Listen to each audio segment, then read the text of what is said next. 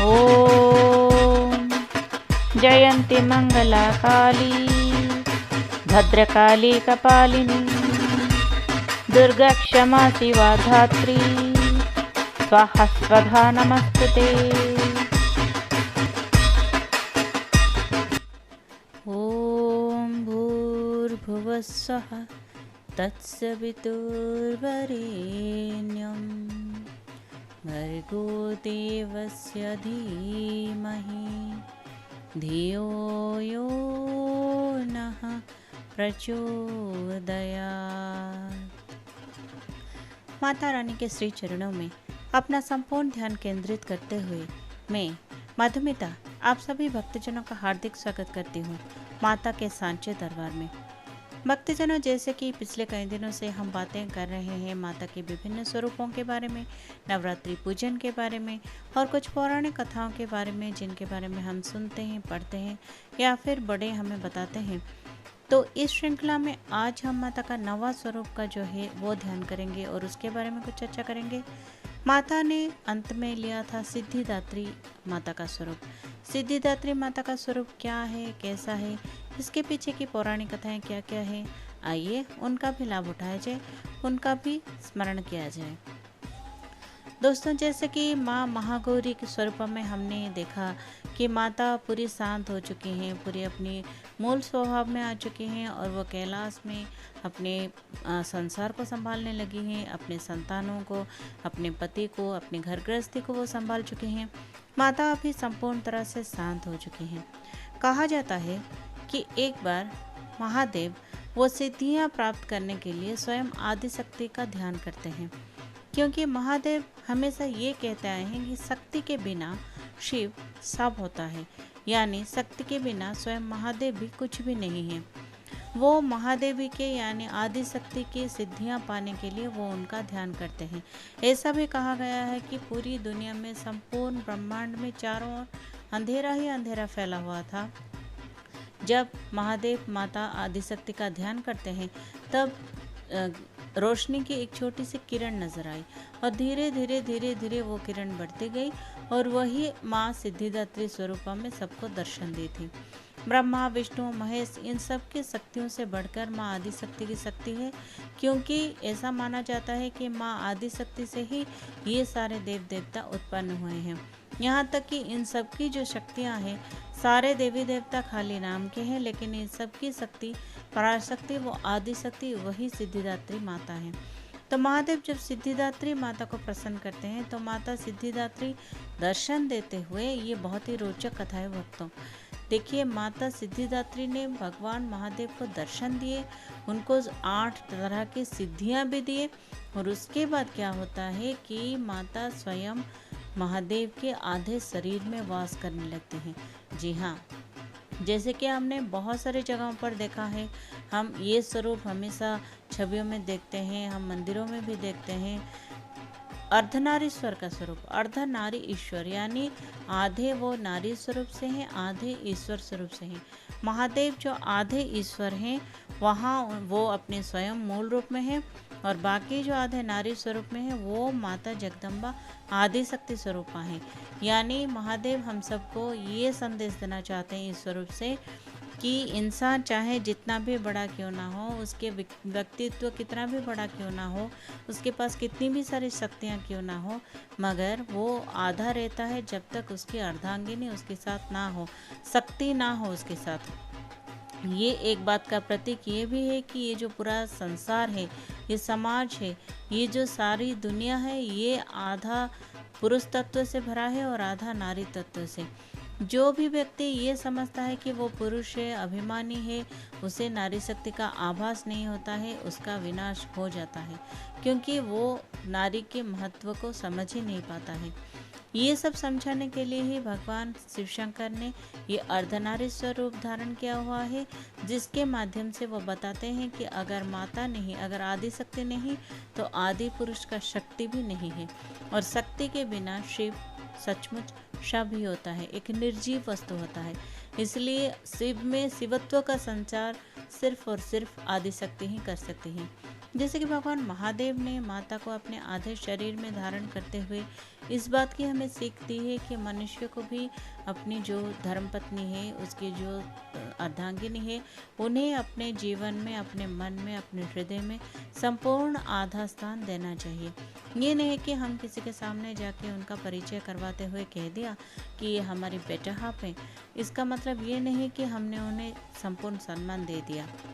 ये एक और बात का भी प्रतीक है कि खाली हमें बातों में या फिर अपने कार्यों में नहीं, हमें अपने मन से, हृदय से और अपनी समस्त तरह की दिनचर्या से भी ये साबित करना चाहिए कि एक घर में जितना स्थान पुरुष का होना चाहिए उतना स्थान नारी का भी होना चाहिए। समाज में जितना पुरुष का आधिपत्य होना चाहिए उतना नारी का भी होना चाहिए।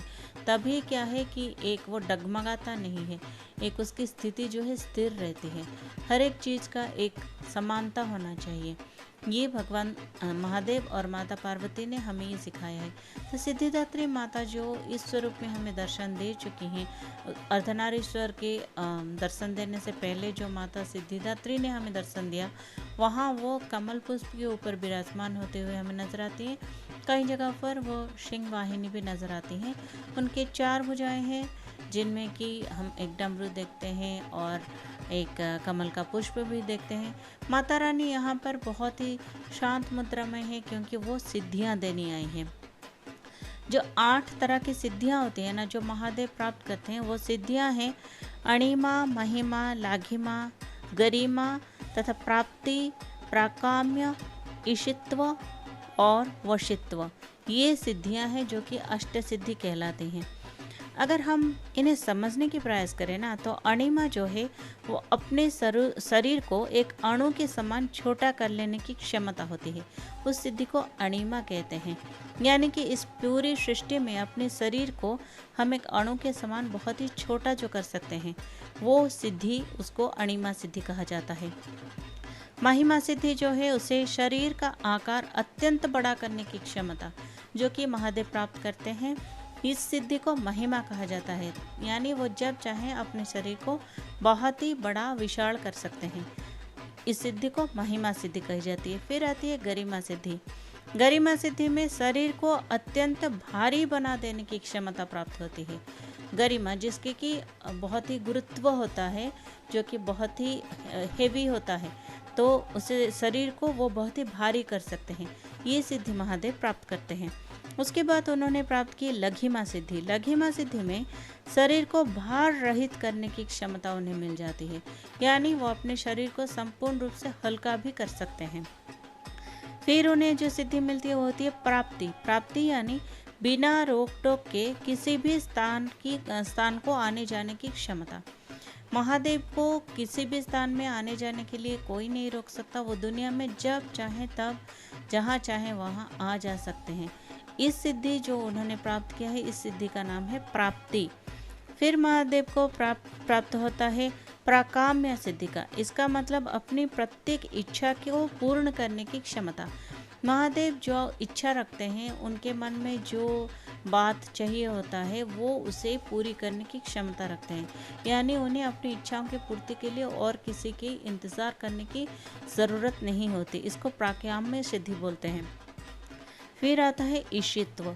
ईशित्व यानी प्रत्येक वस्तु और प्राणी पर पूर्ण अधिकार की क्षमता। महादेव जो हैं, उनका अधिकार प्रत्येक वस्तु और प्रत्येक प्राणी पर है। हम सभी जहाँ आज जो जीवित हैं, हम सभी सांसें ले रहे हैं, हम सबका जीवन के ऊपर उन्हीं महादेव की करुणा है और उनकी संपूर्ण क्षमता है। हम सब पे उन्हीं का ही अधिकार है। तो ये जो सिद्धि उन्होंने प्राप्त की है, इसे ईशित्व बोलते हैं। उसके बाद जो अंत में जो 8वीं सिद्धि है, उसका नाम है वशित्व। वशित्व यानी प्रत्येक प्राणी को वश में कर लेने की क्षमता। महादेव ये क्षमता भी रखते हैं कि हम सबको अपने वश में वो कर सकें। ये सारी सिद्धियों को प्राप्त करने के बाद महादेव संपूर्ण हो जाते हैं। कहा जाता है अगर ये सारी सिद्धियां ना हो, जब आप जहाँ चाहें वहाँ आ जा सकें, जैसे चाहें वैसे अपने शरीर को ढाल सकें, वैसे अपने शरीर को बड़ा छोटा या फिर भारी कर सकें, या फिर उसे बहुत ही हल्का कर सकें, और सबके ऊपर आपका एक पूरा जो है सबको अपने वश में कर सकें, सबकी इच्छाओं का पूर्ति कर सकें, अपनी इच्छाओं की पूर्ति कर सकें। ये सारी सिद्धियां जब तक प्राप्त नहीं होती, कहा जाता है कोई भी भगवान जो है वो पूर्ण कैसे हो सकते हैं, भगवान पूर्ण हो नहीं सकते। इसलिए ये सिद्धियों की प्राप्ति से पहले महादेव भी संपूर्ण नहीं थे। जब माता सिद्धिदात्री को उन्होंने आराधना की, माता सिद्धिदात्री प्रकट हुई, तब उन्होंने महादेव को इन अष्ट सिद्धियों से संवारा। अष्ट सिद्धियां तब जाके महादेव को मिली। जब महादेव ने ये 8 सिद्धियां धारण की, तब वो सिद्ध पुरुष हो गए, यानी वो आदि पुरुष, वो महादेव, वो संपूर्ण हो गए। अभी सारे भक्तों पर, दुनिया में सारे प्राणियों पर, जगत में सारे जो जीवात्माएं हैं, उन सब पर महादेव का पूरी तरह से आधिपत्य हो गया। भक्तजनों, ये माना जाता है कि जो नवरात्रि के बारे में हम कई दिनों से चर्चा कर रहे हैं, तो नवरात्रि में क्या हम देखते हैं कि माता ने तो 9 रूप लिए ही हुए हैं। जो हमने सारे रूपों के बारे में थोड़े बहुत बातें कही हैं, सारे पौराणिक कथाओं के बारे में भी थोड़े बहुत बातें कही है। तो एक बात हम देख सकते हैं कि नवरात्रि में 9 रंग का भी बहुत महत्व होता है। ये 9 रंग ऐसे होते हैं जबकि माता ने उन 9 रंगों के वस्त्र धारण किए हुए हैं, या फिर माता के जो कार्य हैं वो इस 9 रंग का भी वो प्रतीक माना जाता है। तो आइए थोड़ा सा ज्ञान उसी बारे में भी थोड़ा हम चर्चा कर लेते हैं कि नवरात्रि के 9 रंग क्या क्या होते हैं। नवरात्रि का पहला जो रंग होता है वो होता है नारंगी। फिर दूसरे दिन जो ब्रह्मचारिणी माता जब हमें दर्शन देती हैं तब सफ़ेद, फिर होता है लाल, फिर रॉयल ब्लू कहा जाता है जो कि बहुत ही ज़्यादा नीली होती है चौथा दिन में, 5वें दिन में पीला, फिर 6वां दिन में हरा, 7वें दिन भूरा, 8वें दिन बैंगनी और 9वां दिन जो कि सिद्धिदात्री माता जिस दिन दर्शन देती हैं उस दिन पीकॉक ग्रीन का रंग माता का बहुत ही प्रिय होता है। हम अगर ये देखें तो ये जो 9 रंग हैं, ये 9 रंग संपूर्ण रूप से माता के वस्त्र से मेल खाते हुए ये सारे 9 रंग हैं। तो ये 9 रंग आप अगर धारण करें, कहा जाता है कि माता जिस वस्त्र को धारण की हुई होती है उनका जो पसंदीदा कलर होता है, रंग होता है, तो उसी रंग के वस्त्र अगर हम भी धारण करके उनकी आराधना करें तो माता को बहुत अच्छा लगेगा। बस सच बात तो ये है कि स्वच्छता और शुभ्रता होनी चाहिए। अब कोई भी रंग क्यों ना धारण करें, किसी भी रंग से महल क्यों ना सजाए, किसी भी रंग से आप मंडप क्यों ना सजाए, अगर आपके मन में भक्ति नहीं है, अगर आपकी आराधना में शक्ति नहीं है, तो देवी माता कभी प्रसन्न नहीं हो सकती। दोस्तों, इसके साथ ही एक और भी रोचक बातें हैं जो कि हम आज आपको बताने चाहेंगे, क्योंकि नवरात्रि की जो नवा स्वरूप है वो माता के बारे में हम बातें कर ही चुके हैं। तो ये नवरात्रि के बारे में जो चर्चा हम कर रहे थे वो लगभग समाप्त होने ही वाला है। तो आज हम बातें करते हैं कि ये 9 दिनों में कौन कौन सा फूल चढ़ाते हैं। माता की तो पूजा के विधि विधान अनेक होते हैं ना, तो जैसे कि 9 रंगों के वस्त्र परिधान के बारे में हमने बातें की। मंडप या जो माता का मंदिर है वो जब सजाया जाता है तो इन रंगों का इस्तेमाल सबसे ज़्यादा करना चाहिए, ऐसा कहा जाता है। माना जाता है कि यही रंगों का पोशाक भी पहनने चाहिए, वस्त्र पहनने चाहिए। तो इस हिसाब से माता को 9 रंग के फूल भी अर्पण की जाती हैं। तो आइए ज़रा ध्यान देते हैं कि क्या क्या वो फूल हैं जो माता को इन 9 दिनों में अर्पण की जाते हैं। तो पहले दिन माता जबकि शैलपुत्री माता के रूप में दर्शन देती है तब उनका प्रिय पुष्प होता है गुड़हल। गुड़हल का जो फूल होता है, ऐसा तो माना जाता है कि गुड़हल का फूल हमेशा ही माता को बहुत पसंद आती है, लेकिन शैलपुत्री माता के लिए वो जो स्पेशल फूल है, वो जो उनका सबसे पसंदीदा फूल है, वो है गुड़हल का फूल। और ऐसा भी कहा जाता है कि माता को जो भी नैवेद्य, शैलपुत्री माता को जो नैवेद्य चढ़ानी चाहिए तो वो शुद्ध घी से बननी चाहिए, ये उनको बहुत पसंद है। वैसे भक्तजनों, एक बात हम आपको बताना चाहेंगे कि नवरात्रि में मांस का और किसी भी तरह से गरिष्ठ भोजन का त्याग करना वांछित है। जैसे कि प्याज हुआ, लहसुन हुआ, तो और ये सब चीज़ें माता को पसंद नहीं, ऐसा कहा जाता है। माना जाता है कि माता को पसंद नहीं से ज़्यादा है कि हमारे मन में जो तामसिक भावनाएं उत्पन्न करती हैं वो खाद्य, वो जो चीज़ें हैं, वो खाना जो है उसे हमें वर्जित करना चाहिए। तामसिक स्वभाव का खाना यानी प्याज हुआ, लहसुन हुआ, किसी भी तरह से मांस मछली हुए, ये सारे खाना हमारे सात्विकता को नष्ट कर देते हैं। मन में तामसिक प्रवृत्ति का प्रबलता वो कर देते हैं, तामसिक प्रवृत्ति को जागृत कर देते हैं, और वैसे मानसिक अवस्था में हम माता का ध्यान कर नहीं सकते। तो स्वयं को शुद्ध और पवित्र रखने के लिए हमें शुद्ध आहार करना चाहिए। जब आहार पवित्र होगा, वस्त्र शुभ्र होंगे, स्वच्छ होंगे, तभी माता की आराधना में, तो क्या देव आराधना में हमारा मन भी शुद्धता से ही लगेगा। तो ये रही माता शैलपुत्री की पहले दिन जो गुड़हल का फूल और शुद्ध घी का भोजन। दूसरे दिन माता ब्रह्मचारिणी की जब हम उपासना करते हैं तो उनका प्रिय पुष्प होता है सेवती या फिर गुलदावती। ये दो, जो सेवती का सफ़ेद पुष्प होता है ना, वो माता को बहुत पसंद है। और उनके नैवेद्य में शक्कर और मिश्री, जो कि हम पहले ही बता चुके हैं, चीनी वाले कोई पदार्थ या फिर मिश्री से बनी हुई कोई भोग माता को चढ़ाइए, माता बहुत खुश हो जाती है, ऐसा माना जाता है। फिर माता का क्या है कि जो चंद्रघंटा स्वरूप में माता का प्रिय पुष्प कमल है और उनका नैवेद्य दूध या फिर दूध की मिठाई चढ़ती है। कमल पुष्प चंद्रघंटा माता को इसलिए पसंद है क्योंकि हमने स्वयं देखा हुआ है कि माता जैसे जैसे प्रकट होती जाती हैं, उनका कमल से उनका लगाव ज़्यादा बढ़ता जाता है। जैसे चौथे दिन जब माता कुष्मांडा के रूप में हमें दर्शन देती है तो उनके प्रिय पुष्प होते हैं चमेली। चमेली का पुष्प माता को अर्पण करना चाहिए, उनकी पूजा में वो चमेली का पुष्प का ज़्यादा प्रयोग करना चाहिए। और माता को कुष्मांडा माता के स्वरूप में जब हम पूजा करें तो उनके नैवेद्य में मालपुआ का भोग लगाना चाहिए, ऐसा माना जाता है। जब हम स्कंद माता देवी की आराधना करते हैं तो उनके पुष्प जो हैं वो पीले फूल होते हैं। जो भी फूल जिसका रंग पीला होता है वो फूल चढ़ा दीजिए जब हम स्कंद माता को आराधना करते हैं। ये भी माना जाता है कि स्कंद माता जो कि कमल के पुष्प को भी बहुत पसंद वो करती हैं, हम कमल का भी पुष्प उन्हें चढ़ा सकते हैं। और उनका जो नैवेद्य बहुत ही अच्छा लगता है, उन्हें पसंदीदा नैवेद्य वो है केला। स्कंद माता के भोग में केला जरूर रखें।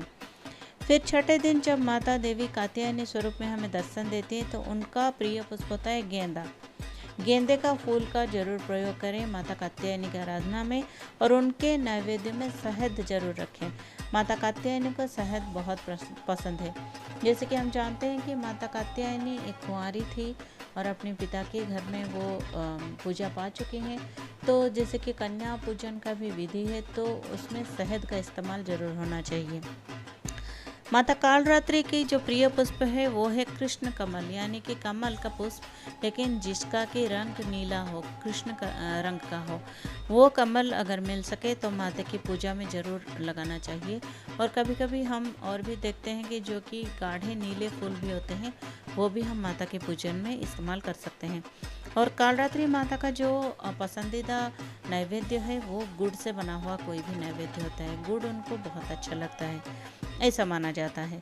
फिर माता महागौरी के स्वरूप में उन्हें चमेली और बेला का जो पुष्प है वो हम चढ़ा सकते हैं, और उनके नैवेद्य में नारियल जरूर चढ़ाना चाहिए। माता महागौरी जो पूर्णता के प्रतीक हैं, जो अपनी सारी जो जितनी भी शंकाएं थी, जो भी सारा उनका नाराज़गी था, उनका जो खुद को पहचानने की जो प्रक्रिया चालू थी, वो जैसे कि संपूर्ण हो जाता है। नारियल को माना जाता है वो पूर्ण फल है। हम देखते हैं ना, जब भी कहाँ हवन होता है किसी भी तो जब हवन की वो पूर्णाहुति दी जाती है तो नारियल का समर्पण किया जाता है। तो इसलिए महागौरी माता को नारियल का भोग जरूर लगाना चाहिए। तो 9वें दिन जो कि सिद्धिदात्री देवी को हम आवाहन करते हैं, सिद्धिदात्री माँ की पूजा करते हैं, तो उनकी प्रिय पुष्प है चंपा। माता चंपा को बहुत पसंद करते हैं क्योंकि चंपा जो है वो एक तो ये भी माना गया है कि आपने बहुत बार सुनी भी होगी कि महादेव पर भी चंपा चढ़ता है। तो क्योंकि वो अर्धनारीश्वर स्वरूप में वो उस दिन प्रकट होते हैं और सिद्धिदात्री माँ की आराधना स्वयं महादेव करते हैं, तो माता सिद्धिदात्री को भी अपने मतलब महादेव का जो पसंदीदा फूल है वही फूल बहुत पसंद है, इसलिए चंपा फूल का ज़रूर उन्हें अर्पण करना चाहिए, चंपा का जो फूल होता है। और माता के भोग में तिल का इस्तेमाल जरूर करें। सिद्धिदात्री माता के भोग में तिल का इस्तेमाल करना ना भूलें। तो भक्तों, ये तो थी माता के जो कहा जाता है नवरात्रि पूजन में जो विधि विधान होते हैं, उस हिसाब से उनके जो रंग होते हैं, उस हिसाब से जो पुष्प होते हैं, उस हिसाब से नैवेद्य चढ़ते हैं। ले देकर सबसे एक अहम बात यह है कि आप किसी भी विधि विधान से पूजा करें, जो हम बार बार इन 9 दिनों में कह चुके हैं, बार बार हमने इस चीज़ को दोहराया हुआ है कि जैसे भी पूजा करें, जहाँ भी पूजा करें, जिस विधि विधान से पूजा करें, जिस मंत्र का भी जाप क्यों ना करें, हवन करें, माता को भोग चढ़ाएं, माता का जगराता करें, दांडिया करें, गरबा करें, मंडप में पूजा करें, मंदिर में पूजा करें, गृह में पूजा करें, कहीं नहीं हो सका तो अपने हृदय मंदिर में पूजा करें। एक बात की कमी बिल्कुल नहीं होनी चाहिए, वो है अपनी श्रद्धा और भक्ति की कमी।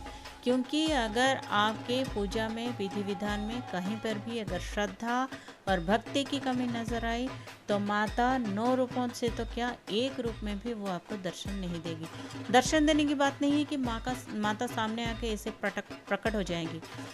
दर्शन देने की बात है कि हमारे जाने अनजाने में माता का जो शक्ति का ज्ञान हमें होता है, एहसास जो होता है, वो भी नहीं हो पाएगा।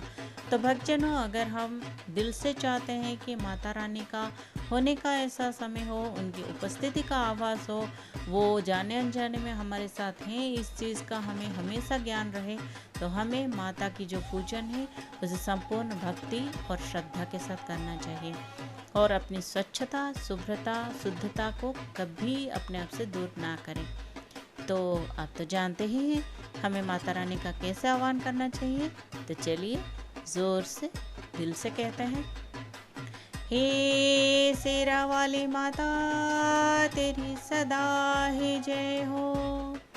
भक्तजनों, नवरात्रि की व्याख्या